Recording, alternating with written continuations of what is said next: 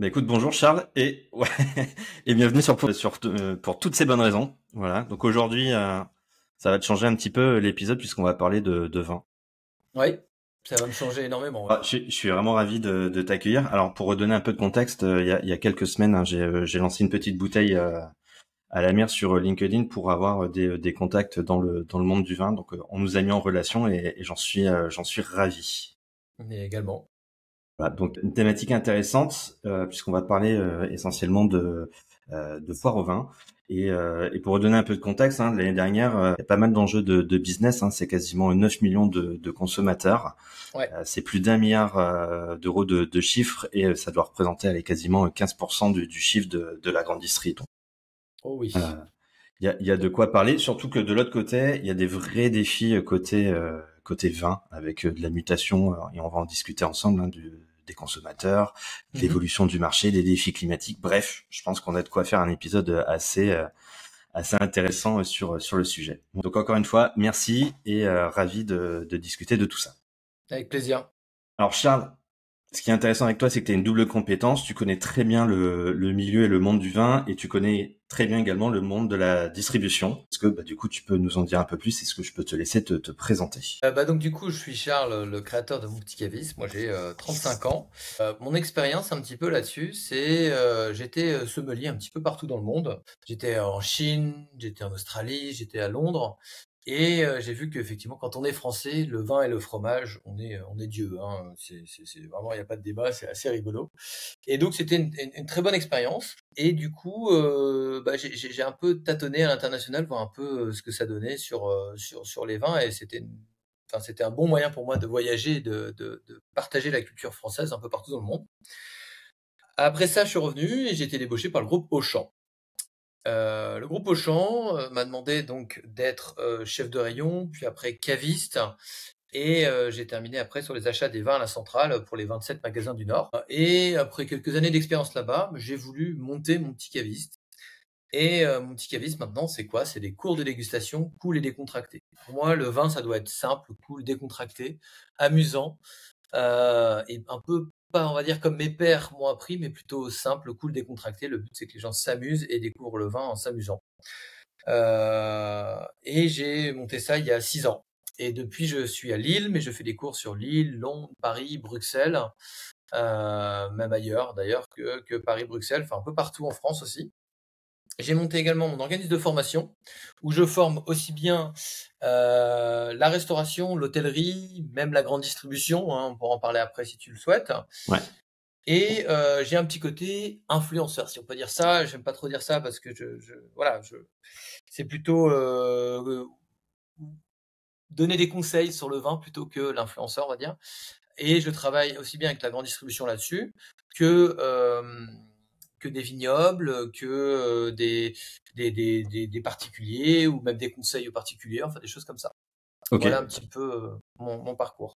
Bon, super. Donc aujourd'hui dans l'épisode, donc on va revenir encore hein, sur ton parcours et revenir un peu plus en détail sur le lancement de mon petit caviste. Après, je te propose qu'on rentre un peu plus en détail sur tout ce qui est foire au vin, qu'on décortique un petit peu comment ça se passe Ouais, bien sûr. côté grande distrie merch, et puis un troisième point pour aller un peu plus loin et parler de tes futurs projets. Voilà. Donc si je reviens sur toi. Il y a 6 ans, qu'est-ce qui s'est passé? Enfin, c'était quoi l'élément déclencheur qui t'a donné envie de te lancer? Écoute, la grande distribution, c'est tout un monde. Hein. Ceux qui ont déjà travaillé, c'est quand même tout un monde un peu parfois particulier, parfois gentil, parfois dur. Mais ce que j'ai remarqué, moi, c'est que dans les vins, on travaille en grande distribution. Pour avoir fait énormément de foires au vin, et j'en ai organisé beaucoup, beaucoup que Margaria, c'est que la plupart des gens connaissent pas vraiment le vin. Et il faut leur expliquer super simplement. Et le but, quand j'ai créé mon petit cavis, c'était de créer un personnage, quelqu'un qui puisse expliquer le vin de façon très très simple, décontractée avec des jeux. Et c'est comme ça que mon petit cavis a été créé. J'ai démarré en me disant, je vais essayer de faire des vidéos sur YouTube pour expliquer le vin de façon super simple. J'ai fait ça dans mon jardin à l'arrache, c'était carnage, mais c'est assez rigolo. Il y a toujours une ou deux vidéos d'ailleurs qui sont sur mon YouTube de l'époque et je les laisse parce que c'est assez nostalgique et c'est assez rigolo. Mais c'était parler aux gens simplement. Le vin, le meilleur vin, c'est celui qu'on déguste entre copains, pour moi, entre amis, en famille, qu'on partage. Et c'est pas le vin le plus cher, c'est pas le vin. Et les grands sommeliers te le diront, hein. Il y a un grand sommelier qui expliquait, qui était dans son restaurant étoilé, qui disait le meilleur plaisir que j'ai pris, c'est pas vendre le vin le plus cher aux traders qui en avaient rien à faire du vin parce qu'ils avaient des vins chers tous les jours. C'était le couple qui avait économisé pendant 10 ans pour s'offrir un resto étoilé avec le vin incroyable qu'elle avait avec. Et c'est là où le sommelier ou moi-même, on prend du plaisir à partager en fait cette passion. Donc c'est en sortant de la grande distribution en disant bon, là, beaucoup de gens ne connaissent pas le vin, mais je vais leur apprendre d'une façon simple et décontractée. Ok. Et du Voilà. coup, quand tu regardes dans le rétro, qu'est-ce qui a été dans ton parcours d'entrepreneur à la fois très simple et t'en es plutôt fier. De l'autre côté, qu'est-ce qui était un peu plus compliqué et tu dis bon, j'aurais peut-être dû faire différemment ou me faire accompagner. Ou peut-être que tout a été nickel et ça Non. a été du velours pendant ces dernières années. Hein. Tout n'est pas nickel et forcément c'est une aventure hein, d'être entrepreneur. Je referai pareil parce que les erreurs que j'ai apprises, enfin les erreurs que j'ai faites m'ont appris et donc du coup c'est ce qui m'a permis d'évoluer. Mais je vais dire la vérité, si j'avais su, je l'aurais fait bien avant. C'est vrai. Ah ouais ouais. Ah ouais, si j'ai un conseil à donner à des jeunes qui veulent entreprendre, mais faites-le tout de suite. N'attendez pas, faites-le tout de suite. Si j'avais su, je l'aurais fait, mais tellement avant, parce que je serais à un niveau maintenant, peut-être autre chose. C'est en étant entrepreneur, en étant qu'il y a des idées, on discute avec d'autres entrepreneurs, ça vient, ça repart, ça. Et voilà, il y a plein de choses qui arrivent, et si j'avais su, je l'aurais fait bien avant.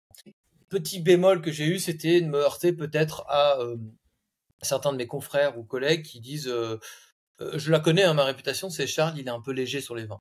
Bien sûr, pas de problème, et je suis absolument d'accord avec ça. Pourquoi? Parce que je démarre pas mes cours de dégustation en disant je vais vous faire goûter un vin avec des arômes de cuir mouillé. Ah, super, le cuir mouillé, tout le monde adore ça, tout le monde se regarde, le cuir mouillé. Non, non, moi c'est vous allez sentir les bases, des fruits, des épices, etc. On va essayer de le faire ensemble, c'est pas grave si vous sentez pas tout de suite, etc. Je désacralise le vin, je le rends accessible et je lui retire un petit peu ses lettres de noblesse, que je le rends après, bien entendu. Mais le but est de faire ça de façon super décontracte. J'aime bien dire que je suis dans l'entertainment, l'éducation et le divertissement, tu vois. Ouais. C'est entre les deux. Je fais pas un cours juste pour faire mon cours. Je fais un cours pour que les gens s'amusent et passent un bon moment. Voilà. En tout cas, tu mets vraiment de la pédagogie, mais surtout tu démocratises. Je pense l'accès au vin et c'est Ouais. ça qui doit être un peu chahutant aussi pour. Bah, ça chahute un petit peu, hein, les pères qui disent oui, tu vas pas assez profondément dans les choses, etc., etc. Je dis mais je fais tous mes cours de dégustation et j'en ai fait des centaines et des centaines, crois-moi. Je demande à mes clients, est-ce que vous vous rappelez du cépage ou du nom du château? Ils s'en rappellent pas du tout. Ils sont contents d'avoir la phrase qui marche bien, d'avoir réussi à reconnaître un peu d'acidité, un peu de fruits, et de savoir comment on déguste un vin simplement. Mais c'est tout. Ils vont pas être à chercher le nom du château ou le nom du cépage encore à la limite. Oui, mais c'est au grand maximum, tu vois. Ouais, c'est clair. Et aujourd'hui, copain, mon petit caviste, il a évolué comment en 6 ans c'est quoi tes prochaines étapes là? Comment tu vois les choses? Alors c'est assez rigolo parce que quand je refais un petit backup de mon parcours, c'est assez sympa. J'ai commencé dans les bars tout simplement dans ma ville à faire des cours de déguste ouverts au public où je faisais payer 35-40 euros les gens pour qu'ils viennent faire un petit cours de déguste. J'ai commencé avec comme les one man show au début, tu sais, Ouais, dans les trois petites personnes, salles. 5 personnes, petite salle, 5 personnes. Et maintenant, bah là, tu vois, samedi, je m'en vais dans un casino et j'ai 80 personnes devant moi. Je suis sur une scène, voilà, je fais plein de choses comme ça. Donc, ça a une belle évolution sur les cours de dégustation. J'ai Mhm. fait une deuxième évolution sur la formation parce que je trouvais qu'il y avait aussi un besoin, surtout après le Covid, de formation parce que la restauration, bah, ça a bougé tellement qu'il fallait former un peu le personnel. Et le côté aussi un petit peu porte-parole des vignerons. J'aime ce côté faire la traduction entre un vigneron qui dit ben, j'ai Adrien, j'ai un assemblage de différents cépages. Tu dis ça à un particulier, il va te regarder comme ça. Donc là, tu es en train de me dire que tu as assemblé donc 2 types de raisins pour les mixer et faire ton vin. Ah oui, ok. Tu vois, Mhm. j'aime bien faire un peu la traduction là-dessus quand je fais ça. Euh, et la dernière évolution, c'est de faire à domicile aussi un petit cours. Et ça, on pourra en reparler après, mais c'est l'évolution d'un beau petit coffret, tu vois, Ouais. avec le côté interactif où tu as des fioles de vin qui sont dedans, tu scannes le QR code et tu arrives sur le cours de dégustation à faire chez toi avec ta compagne, ton mari, tes amis, ta famille, qui tu as envie. Le but est de faire chez toi à domicile et d'avoir la tête du vigneron, tu vois, qui fait ton vin que tu bois. Tu vois tout de suite la tête du vigneron.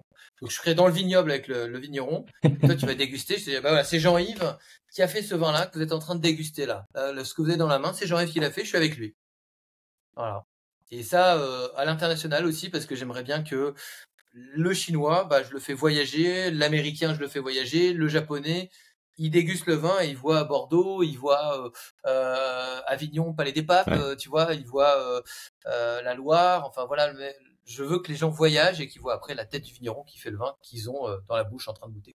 Bon, en tout cas, tu fais un petit peu de teasing et c'est ce qu'on va voir dans la troisième partie, mais je trouve ça hyper intéressant parce que à travers ce coffret, tu mets de l'humanité, tu mets de l'expérientiel et je trouve que ça donne une autre dimension à juste un verre avec du vin ou une bouteille froide avec du liquide Ouais. dedans. Donc tu ouvres en tout cas, je trouve, à l'expérientiel. Voilà. Alors, le vin, faut savoir que c'est très contextuel. Je vais te donner un exemple qui est très concret et que tout le monde a déjà fait. Tu vas dans le sud, hein, dans un resto et tu goûtes un super vin. Il fait, hey, c'est mon copain, tu peux y aller, tu veux le voir de ma part, c'est bien, pas de problème, machin. Tu vas voir le vigneron et pareil, le gars il te fait rêver, tu te dis, ben, c'est la même famille depuis des générations, voilà comment on me fait le vin, je te mène dans les vignes, regarde ça, la parcelle, tu sens le terroir, etc. Tu dis, ah, super. Bon, je goûte le vin, nickel, j'adore. Mets-moi 3 caisses. Tu reviens, bon, notamment à Lille, tu regoutes le vin, tu fais bon, mais pas si fou que ça finalement. Mais c'est le contexte, tu vois, qui fait Ouais. que voilà. Et moi, c'est pareil pour le vin quand je fais mes cours de dégustation. Je veux que le contexte, tu t'amuses, tu passes un bon moment, et les vins seront bons, et tu seras content de la prestation. Mais c'est exactement, je trouve un des défis du merge, c'est te mettre dans une situation d'achat, situation de plaisir. Et une fois que tu es là-dedans, je trouve que ça enlève les freins et du coup, On soit pourra en tu parler consommes parce que plus. j'avais fait diverses expériences dans mon rayon à l'époque dans le vin. J'avais mis de la musique classique, on avait mis du parquet, on avait mis les grands crus avec un petit moment Ouais. sympa. On avait mis plein de choses, des expériences pour voir un petit peu, tu vois, si ça pouvait détendre un peu et si ça a marché ou pas. Bon, en tout cas, c'était une subtile glissade pour aller sur la partie 2 et qu'on parle justement de la foire au vin. Mhm. Est-ce que tu connais un peu l'historique de la foire au vin ou tu veux que je refasse un petit point de contexte? Tu vois, ça date d'il y a combien de temps? Enfin, Bah, j'étais étonné, hein, d'ailleurs, en préparant l'épisode. moi, je la connaissais de l'époque parce qu'à l'époque, je travaillais donc pour la grande distribution. Et donc, du coup, j'avais un peu ce historique, mais ça fait 6 ans que j'y suis plus. Donc, même si je continue à faire des partenariats avec eux, mais j'y suis plus. Donc, moi, je veux bien un petit update, comme on dit. Écoute, je l'avais pas en tête, mais ça a plus de 40 ans, les foires au vin. Et donc, ça a été créé par une personne dans un Leclerc il y a 40 ans. Et l'année d'après, donc ça a tellement bien marché qu'il y a plus de 42 magasins Leclerc qui ont suivi le pas et qui ont lancé la foire au vin. Et donc, à la base, c'est quelqu'un qui était très passionné par le vin bordelais, qui a fait une sélection et qui a donc monté cette foire. Et donc Mhm. voilà, aujourd'hui, on est plutôt dans allez, un win-win, j'ai envie de dire. T'es consommateur, tu viens faire le plein, tu fais des bonnes affaires. Et côté producteur, ça te permet de vider les fûts avant les vendanges. Mais voilà, en tout cas, ouais, moi j'étais vraiment étonné. Ça a plus de 40 ans et ça a toujours autant de succès. Hein. Ce que je te disais tout à l'heure, c'est 15% du chiffre de la grande distillerie, donc c'est incroyable. Absolument. Alors moi, dans mes souvenirs, les foires au vin, déjà, c'était toute une organisation. On avait la moitié du magasin au niveau de la présentation. On devait mettre les palettes, les choses comme ça. Donc c'était oh là là, beaucoup de boulot, tout bien préparé. Et puis mon boulot, moi, c'était de faire de l'animation. Donc faire goûter un maximum de vin aux clients pour qu'ils puissent goûter des choses qu'ils connaissent pas habituellement. Et quand tu étais côté central, comment tu t'organisais pour la sélection? Comment tu jonglais entre, j'ai envie de dire, des grandes marques et des choses un peu plus de niche, un petit peu plus locales? Comment tu travaillais cette sélection? Alors, dans là où j'étais, il y avait les acheteurs qui, eux, se baladaient dans les régions. Et les acheteurs, après, nous présentaient leur sélection. Et nous, on piochait dans la sélection, notamment pour les 27 magasins du Nord, en fonction des régions. Mhm. Et ils nous présentaient 5-6 vins. Et on avait, s'il a déjà été vendu une première fois, l'historique de vente de l'année dernière. Sinon, le prix et le prix éventuel de revente, etc., etc., la marge, etc., bien entendu. Mais le but était de les goûter et de dire, on goûte, on aime bien, nanana, et puis on était 3-4 comme ça à pouvoir sélectionner pour les 27 magasins du Nord. On avait Ok. 3-4 journées où on faisait ça. Et après, derrière, on sélectionnait, on goûtait, on disait ça on prend, ça peut marcher. Et des fois, on se mettait des paris en disant, moi par exemple, comme j'ai fait mes études dans le Languedoc-Roussillon, j'ai adoré faire rentrer, j'ai fait rentrer des Pics Saint-Loup, des Terrasses du Larzac, des Corbières Boutnac, des choses comme ça, où les gens ils disaient mais non, en plus j'étais un des plus jeunes, donc c'était un peu le défi en disant je voulais faire rentrer, bouger un peu le Bordelais qui était tout le temps très très implanté à Lille, on va dire, en tout cas au Champ du Nord. Et donc, du coup, je dis, voilà, mettez un peu de Pic Saint-Loup, mettez un peu des choses qui changent, etc. Oh, bah, ok. Pic Saint-Loup, c'est Charles. Hein. Je vous préviens, si ça se vend pas, c'est Charles. Hein. Enfin, voilà. On te les fout dans ton magasin, tu vois. C'était Ouais. assez rigolo. C'était un peu un petit défi. Mais c'est un peu comme ça qu'on fonctionnait. C'est-à-dire que les acheteurs, par région, ils ont tous une région, les acheteurs, et ils nous présentent, voilà, les appellations les plus communes, voilà ce que j'ai sélectionné. Et en fonction de ce qu'ils ont sélectionné, on pioche dedans. Et bien entendu, on pioche pas à l'arrache comme ça et on pioche pas non plus sans historique, sans voilà, faut voir le prix, il faut voir l'historique et il faut faire attention. Le plus gros défi, à faire attention à prendre ce que tu aimes bien entendu, mais aussi ce que les clients vont aimer. Parce que quand tu as un palais un peu plus développé, vu que tu es caviste ou sommelier comme moi, bon, tu as un palais un peu plus développé, il faut faire attention à pas upgrader trop vite le style de vin parce que tu restes en grande distribution et la plupart des gens, quand ils sont en grande distribution, ils achètent quand même des vins au prix. Ouais. Et du coup, bon sujet, le prix, l'accessibilité. Comment à l'époque vous travaillez ça parce qu'il y a quand même une certaine pression sur le prix. Il fallait, je pense aussi, certains marqueurs. Comment vous arrivez à faire un peu des coûts commerciaux comme ça? Disons que ça va être aussi le boulot des acheteurs directement avec les vignobles. Ouais. En général, ils aiment bien c'est acheter plusieurs cuvées dans le même vignoble, ouais, ça dans le même vignoble. Et donc en fonction de ça, on te prend plusieurs cuvées. Ou chaque année, on te garantit pendant 3, 4 ans, 5 ans de te prendre une certaine quantité.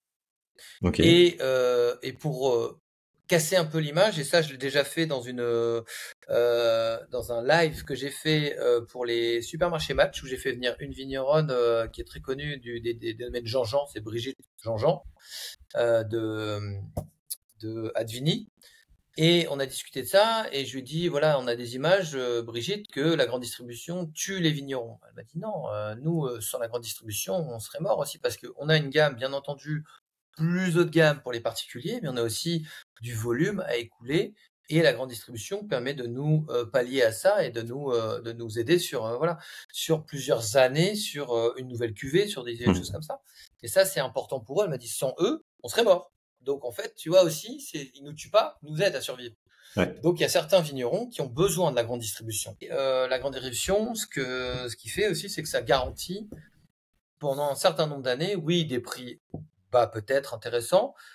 Ça ne tue pas les vignerons, mais ça leur garantit sur 5 ans, tu vois, le vigneron, il a déjà une présence d'esprit de se dire bon bah voilà, pendant 5 ans je suis relax parce que je sais que J'ai j'ai assuré le mon chambre volume inter, d'affaires. Ouais. j'ai assuré mon volume d'affaires et là je peux m'amuser sur des petites cuvées annexes et ça permet aussi de jouer un peu là-dessus. Bien entendu, il y a le volume, il y a les différentes cuvées et il y a les opérations spéciales, mais ça après ça dépend de la centrale, ça dépend de ce qu'ils veulent faire cette année. Est-ce qu'il y a une opération Moi, j'ai toujours été un peu contre faire des opérations, surtout sur les foires au vin, 2+1, 3+2, etc., etc. Parce que l'intérêt d'une foire au vin, c'est de faire goûter des choses que les gens connaissent pas. Mais ça, après, c'est aussi le principe de la grande distribution, hein, c'est de faire des prix pour que ça puisse. C'est des produits d'appel. Tu vois, il y a pas longtemps, et ça, on peut en parler. Je vais d'ailleurs faire une vidéo là-dessus. Je sais pas si tu as vu. J'ai une vidéo où on voit. C'est à Tu Lidl, c'est vois, ça? voilà, le Lidl, 1,86, bien, pas bien. On va en discuter, je vais d'ailleurs même aller le goûter, pour voir un peu ce que ça donne un vin à 1,86. Et c'est quoi le vin? Et, Tu l'avais en tête là ou? ouais, c'est un Côte-du-Rhône. Ok. Bouge pas, j'en regarde, mais... Vallée du Rhône, Côte-du-Rhône, vieille vigne. Alors, vieille vigne, encore une fois, ça veut rien dire parce que tout le monde peut mettre vieille vigne, mais bon. Euh, voilà. Mais par contre, 1,89. Par contre, tu vois, ce genre de produit, là, ils se font pas de marge dessus. Ils vendent pas à perte parce que c'est interdit, mais c'est un produit d'appel. Ouais. C'est-à-dire que les gens vont venir pour le 1,89, ils vont peut-être acheter un ou deux cartons, peut-être. Le but, c'est qu'ils chopent des cartons à 10 euros derrière. Ouais. Puis surtout, ça fait venir le client dans le magasin et donc Voilà. potentiellement remplir le panier Voilà. d'autres choses. Je Donc suis pas ce que fan tu de disais. ça parce que ça casse un peu l'image des vignerons et autres, mais ça fait venir aussi les gens. Quand tu mettais en place les foires au vin, alors tu l'as dit hein, tout à l'heure, l'idée c'était de démocratiser, de donner accès, de faire découvrir. Comment tu t'organisais, comment tu implantais, est-ce que tu cassais un peu les clés d'entrée classiques du cépage ou est-ce que ensuite tu travaillais avec du mobilier différent? Voilà. Comment tu implantais ça? Comment tu faisais un côté expérientiel là-dessus? Alors là, tu vas rigoler, mais alors, l'implantation déjà des foires au vin, je mettais toujours un gros bar au milieu. De la musique, toujours. Et je faisais toujours une déco, on voyait avec la déco, une déco un peu sympa, façon bar à vin, façon décontractée, cool, relax. Je restais quand même par région, parce que c'était le plus simple pour implanter et c'est le plus simple pour se repérer. Et je mettais un gros ponton grand cru quand même pour les grands crus. Par contre, ce que je faisais, c'était des soirées de dégustation foire au vin. Et ça, je faisais de l'expérientiel. Alors, je vais t'expliquer par exemple une soirée que j'ai faite qui était vraiment sympa. Je me rappelle qu'à l'époque, j'avais ma responsable qui me disait, Charles, à l'époque j'avais 24 ans, 25 ans, elle me disait, Charles, il faut que tu fasses venir des gens comme toi, de ton âge, dans un Auchan, pour la soirée dégustation foire au vin. J'appelle mes potes, je leur dis, vous avez 24 ans, 25 ans, vous venez vous enfermer dans la réserve d'un Auchan là, pour goûter des vins? Non, il viendra pas. Bon, comment? C'est vrai que c'est pas très sexy parce qu'ils font tout ça dans les réserves des Auchan, tu vois. Donc t'es dans la réserve du Auchan et c'est du béton et des palettes partout, voilà. Donc ce qu'il faut faire, c'est de l'expérientiel. Et du coup, j'ai fait découper le fond d'une immense armoire où j'ai mis un film noir derrière et il y avait un faux vigile qui était comme ça devant. Et il disait, vous pouvez rentrer, vous êtes combien? Deux? Il est habillé en Charleston. J'avais fait habiller les hôtesses de caisse en Charleston aussi avec des froufrous, des fausses cigarettes, etc. J'ai fait venir une voiture de collection. J'ai fait venir un barbier qui faisait la barbe sur le siège en cuir, tu sais, vraiment siège en cuir, etc. J'ai fait une fausse table de casino avec une roulette et les gens, ils arrivaient, ils avaient la liste de dégustation, un verre et un jeton de casino. Ils pouvaient parier et s'ils tombaient sur le 36, le 5, enfin tu vois, sur la roulette, et ben ils gagnaient des bouteilles de vin. Et les vignerons qui étaient là avaient tout joué le jeu de s'habiller un peu à l'ancienne, etc. On avait fait toute une soirée événementielle comme ça.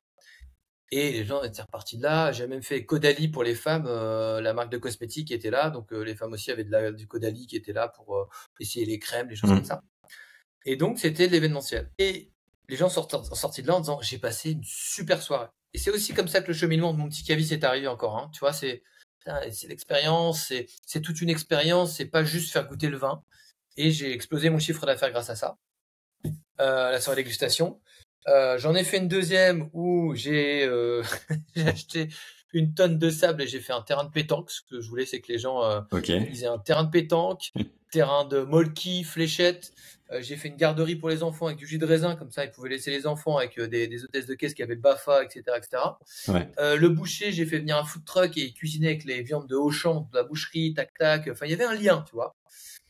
Et c'était canon. Pareil, les gens ils jouaient à la pétanque, ils s'amusaient. J'ai mis un photoboost. C'était une soirée. Ouais. Tu vois, les gens venaient à la soirée. Et à la fin, ils sont passés le mot en disant, putain, c'est une soirée quoi. Faut y aller. Et ils goûtaient le vin et forcément tous les vins étaient bons et je vendais plein de vins grâce à ça.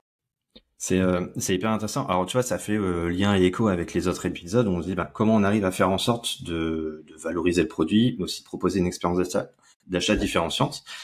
Et tu vois, en faisant ça, je trouve que c'est pas juste t'as pris une bouteille, tu l'as sortie du carton ou t'as tapé la palette et tu l'as mis dans le linéaire et t'attends que ça se vende. T'as vraiment apporté une autre dimension, plus sensorielle. T'as fait goûter, t'as mis de la musique, t'as fait vivre. Il y avait des odeurs sûrement avec la viande, etc. Donc je trouve que le côté expérientiel dans l'acte d'achat, il est vraiment mis en avant avec ton expérience. C'est hyper intéressant. Ah ouais, c'est vraiment le but. Ce que je voulais, c'est que ça soit une expérience. C'est la même chose quand tu vas dans un vignoble, c'est la même chose quand tu vas dans une cave, etc. Il y a de l'expérience, et faut faire. C'est le contexte, c'est le contexte. Et c'est sûr que la grande distribution, c'est pas très sexy du tout. C'est de la gondole, c'est de Euh, la palette. c'est de gondole, c'est de la palette, il y a du monde, t'entends les enfants qui crient, c'est le bordel, voilà.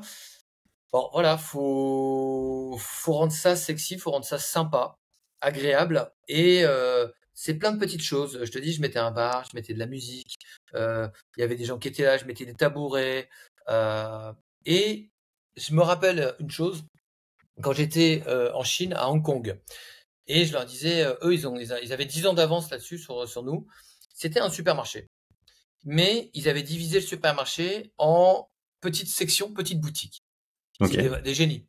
C'est-à-dire que t'allais dans les pâtes et t'avais un Italien qui était là, ça va, tu veux goûter les pâtes, et là, allez là, machin, tu vois. Il te faisait goûter tes pâtes, t'achetais tes pâtes, ta sauce, ton truc, et puis en fait, tu payais directement à l'Italien tranquille. Le fromage, c'était un Français. Fromage, le vin, c'était un Français. Voilà, t'avais les œufs, les machins, c'était un truc à part, mais chaque petit corner était un corner. T'avais pas Hmm. chaque petit rayon en fait était un corner avec le mec qui gérait son rayon. Et c'est ce qu'il nous apprenait d'ailleurs chez Auchan en disant votre rayon c'est votre petite boutique. Ouais, mais t'as pas l'impression d'être dans une petite boutique quand tu vas dans un Auchan, tu vois, ou dans un grande distribution, Ouais. dans un hyper en tout cas. Et le but était que là, bah tu vois, il y avait 10 ans d'avance et je me dis, moi je veux refaire la même chose, je veux que les gens ils se posent, ils goûtent un verre de vin et s'ils ont envie, ils payent tout de suite, etc. Donc j'avais même mis une caisse pareil, à mon Ouais. truc, ils pouvaient payer tout de suite avec des vigiles, ça faisait chez les visites, mais ils devaient venir voir, checker le truc, etc. Mais en tout cas, ils pouvaient payer tout de suite, tu vois, et ça les embêtait moins, ils n'avaient pas besoin de faire la queue, tu vois, tu les rends privilégiés, il y a des petits trucs comme ça. En tout cas, tu vois, tu as bien remis, je trouve, tout ce qui est marqueur de catégorie du caviste, de l'univers du vin dans ton corner à Auchan. Et en fait, t'as pas l'impression d'acheter à Auchan, t'as l'impression d'acheter Charles, le caviste du coin, C'est et c'est ça. top. Les gens à la fin venaient pour ça aussi, hein, ils venaient pour la sélection du caviste, et je leur dis, j'ai rentré un nouveau truc, je prends. Ils écoutent, enfin ils cherchaient même pas, j'ai toujours adoré, c'est bon, vas-y, je te prends. Donc, Elle a vraiment la notion confiance, petit achat de la boutique locale, alors que t'es chez Auchan qui brasse je ne sais combien de volume de c'est bouteilles. ça, Énorme, c'est énorme. ça, c'est Et ça. tu vois, il y a 6 ans, alors bon, on était peut-être un peu moins dans le digital, quoique, il n'y avait pas encore trop les QR codes. Avec toutes tes visites, ton expérience, comment tu vois les choses évoluer là-dessus Est-ce que tu vois un peu plus de digitalisation qui arrive sur le monde du vin, ou est-ce que ça reste encore très traditionnel et du coup, il y a encore des choses à travailler? Voilà, comment en linéaire, moi, je pourrais craquer le sujet et faire quelque chose un peu de différenciant. Je vais te dire, il y a deux teams. Il y a la team, on change rien. Et Hmm. ça, malheureusement, il y en a beaucoup dans la grande distribution.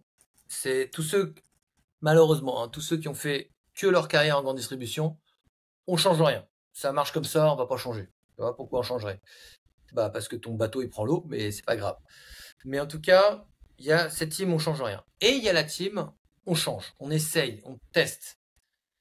Le problème, c'est d'avoir soit un directeur, soit un chef de rayon, soit un manager qui suit ton projet, tu vois. Parce qu'il y en a eu beaucoup, et j'en ai vu beaucoup passer chez Auchan ou ailleurs, et j'étais même parti de ce projet, j'en ai fait un projet qui marchait bien, qui avait tout pour marcher, mais s'il n'y a pas des mecs qui suivent derrière, qui mettent en rayon et qui font attention à ça, tu vois, par exemple, il y avait des systèmes de bornes où tu cliquais, tu mettais ton accord mets et vin. J'ai vu chez Monoprix, c'était génial ce truc. Tu avais une borne, tu cliquais, tu dis je vais manger ça, et tu avais des petites LED qui clignotaient en disant voilà les La vins qu'on a sélection, sélectionnés pour vous. Toi, c'était canon, ouais. mais ça va pas durer dans le temps parce qu'il faut entretenir, parce qu'il faut faire attention, parce que ceci, cela, il faut que si les LED elles correspondent bien, voilà, tu sais que les mecs ils partent en vacances. Bah, en fait, ils prennent des intermittents qui viennent, des CDD qui viennent et qui remplissent à la base d'autres bouteilles. Et donc, ah, je voulais un vin blanc pour ça, mais en fait, c'est un vin rouge qui est là dans la sélection. Donc, en fait, les gens font plus Ça marche confiance, ils pas. arrêtent, etc. S'il n'y a pas de suivi, c'est mort. Et donc, en fait, le gros problème de ça, c'est que la grande distribution, déjà, le turnover tout le temps, ou les vacances, ou le mec, il est pas là, c'est mort. Tous les concepts qu'ils ont essayé, et j'en ai testé un aussi, j'avais fait un super concept qui était canon. Est-ce que je l'ai encore? Est-ce que je l'ai là? Ce serait pas là ce truc.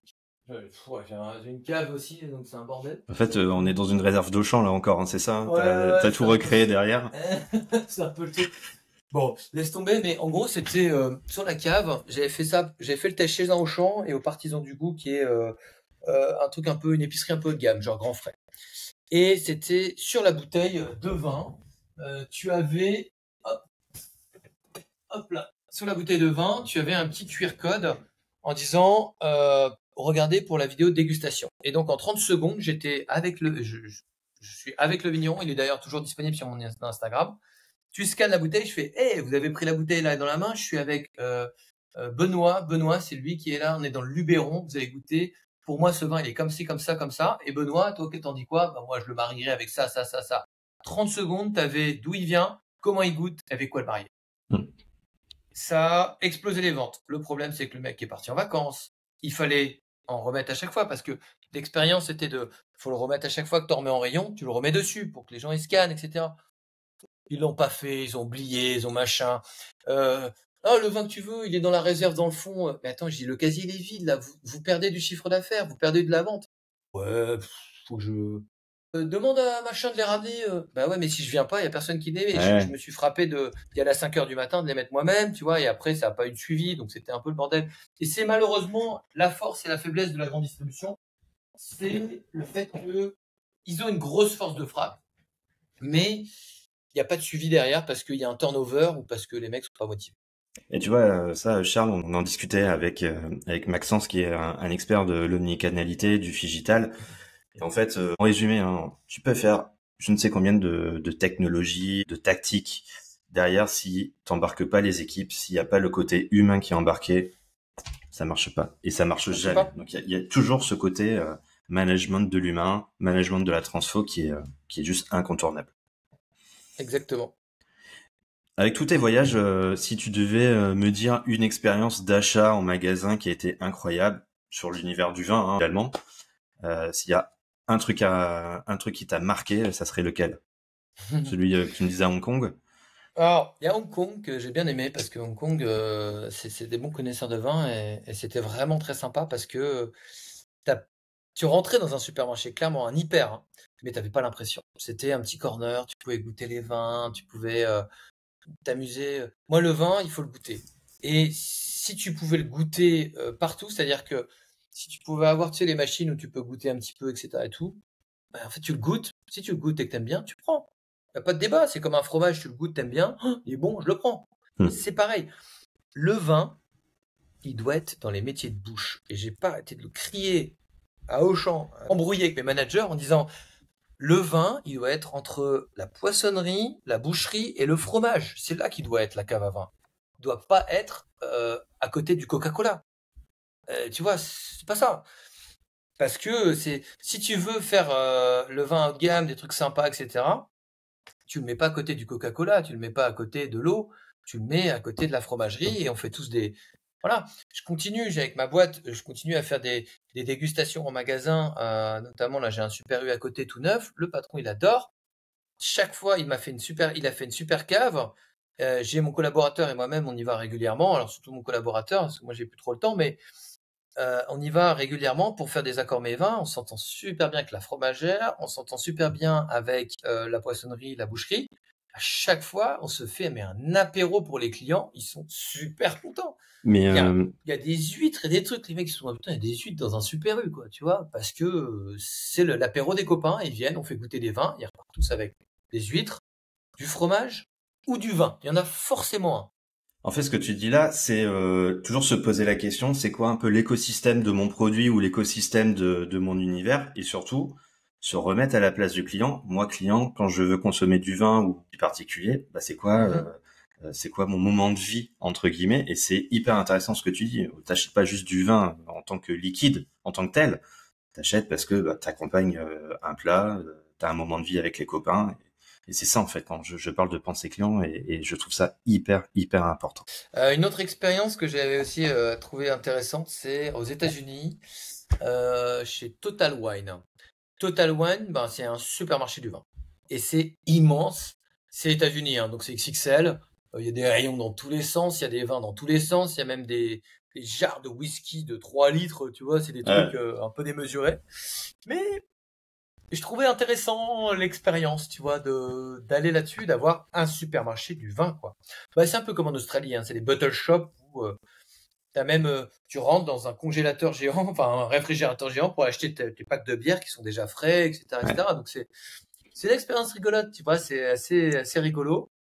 Même s'ils n'ont pas beaucoup de connaissances, je trouve que bah, ils respectent bien le vin, ils respectent bien la typologie, les choses. Enfin, c'est sympa, c'est sympa. Je trouvais que c'était une expérience à faire aussi. Ok. Bon, pour aller un peu plus loin, Charles, de ton point de vue, là, tu vois des nouvelles tendances de consommation, tu vois les choses évoluer, des grandes tendances là qui émergent depuis quelque temps sur le vin. Alors, il faut faire une grosse différence entre Paris et, j'aime pas dire ça la province, parce que quand on me dit que je suis provincial, voilà. Mais Paris, c'est très les consommations, vin nature, sans sulfite, bio, etc., etc. C'est un peu la tendance à Paris. Le reste, on est sur des vins abordables. Bio, c'est bien. Sans sulfite, c'est bien aussi de temps en temps. Mhm. Mais on est sur aussi une tendance sur les Bordeaux, ça recule. Parce que Bordeaux-Bourgogne, les prix, paf, ils ont monté depuis. Et donc, on se tourne vers des régions comme le Rhône, le Languedoc, le Roussillon, avec plein de petites nouvelles appellations, des vins d'Ardèche aussi qui arrivent, tu vois, la Savoie, le Jura. Il y a plein de choses en fait qui commencent à arriver. Et les vins de Bordeaux, par exemple, en étant chers et en ayant aussi le réchauffement climatique qui fait qu'ils montent en degrés alcooliques. Mhm. Voilà. Et la tendance que je vois énormément, qui a d'ailleurs un gros souci pour la grande distribution, c'est que c'est plus mamie qui va acheter 2 plus 5 cartons, tu vois, ou 4 plus 2. C'est toi, moi, qui allons débarquer ce soir en disant j'ai un repas ce soir, j'ai acheté 2-3 trucs, il me faut une bouteille pour ce soir, pour Mhm. ce week-end. Mais on n'est plus à la tendance, comme les grands-parents, À d'acheter, stocker. à stocker, déjà parce qu'on n'a plus la place, et surtout parce qu'on stocke plus des bouteilles, tu vois, d'acheter à la foire au vin 10 cartons pour les stocker pour un an.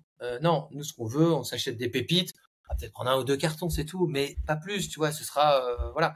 On a une consommation day by day et pas par année. Tu vois, c'est Ouais. plus du tout. Mais c'est vrai, C'est hein, ça. sur plein de typologies de produits, c'est ça, on va acheter en plus petit volume, en moins grosse quantité. Par contre, on va aller chercher de la qualité ou la petite pépite, comme tu le disais juste avant. On consomme plus, de toute façon, on voit que la consommation de vin, elle descend, mais elle monte en qualité. C'est-à-dire qu'on consomme plus en qualité, mais moins en quantité. Bon.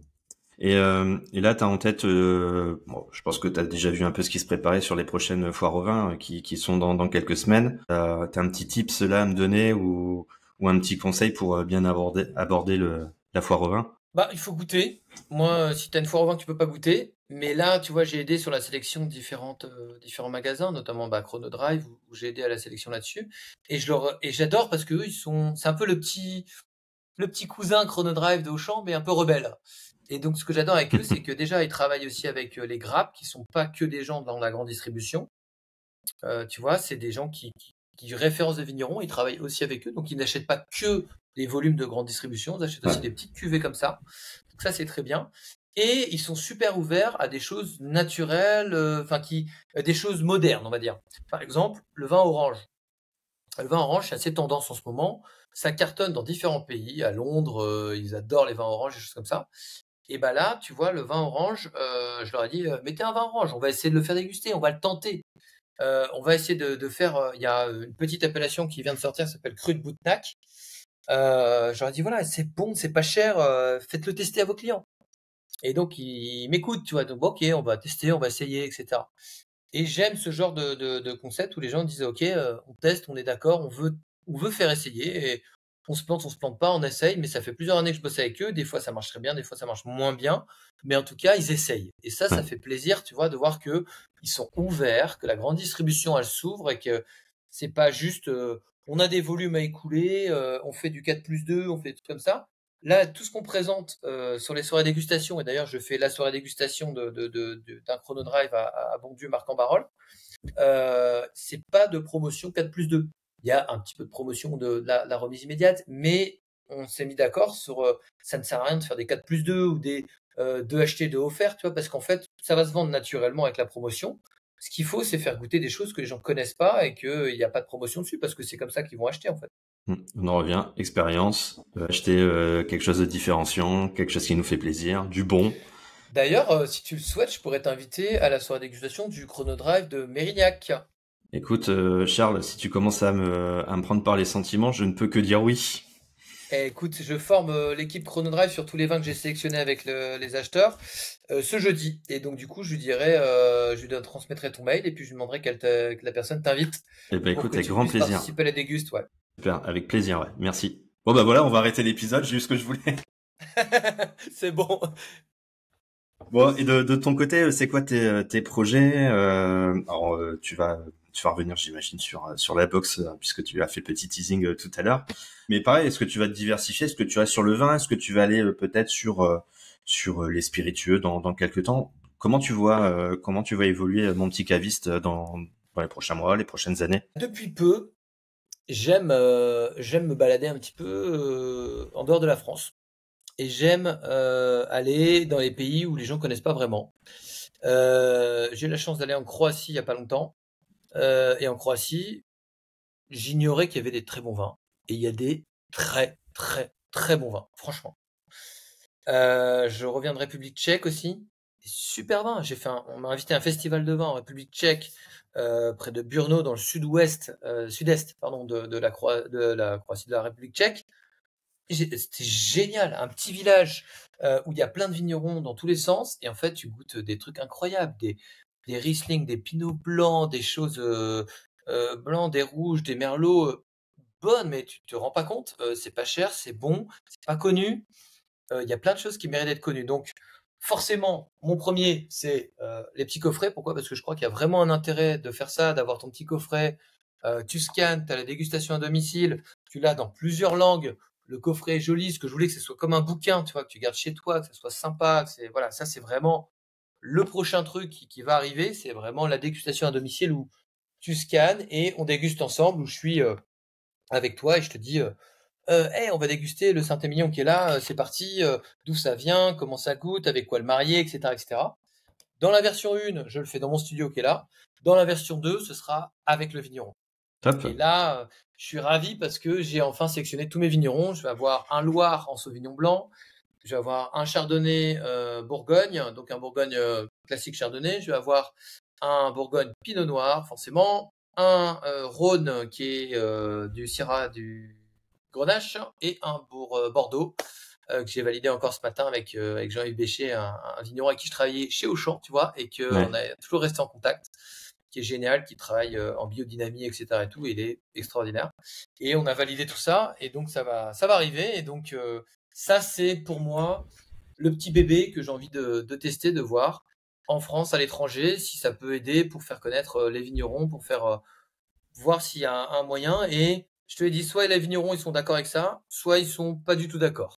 Ouais. Et là, tous ceux qui sont là disent c'est moderne, c'est cool, ça va nous aider à booster les choses, on a envie que ça fonctionne, donc Bah, c'est on y top. va. Bon, du coup, dispo Voilà. quand, à peu près? Début octobre.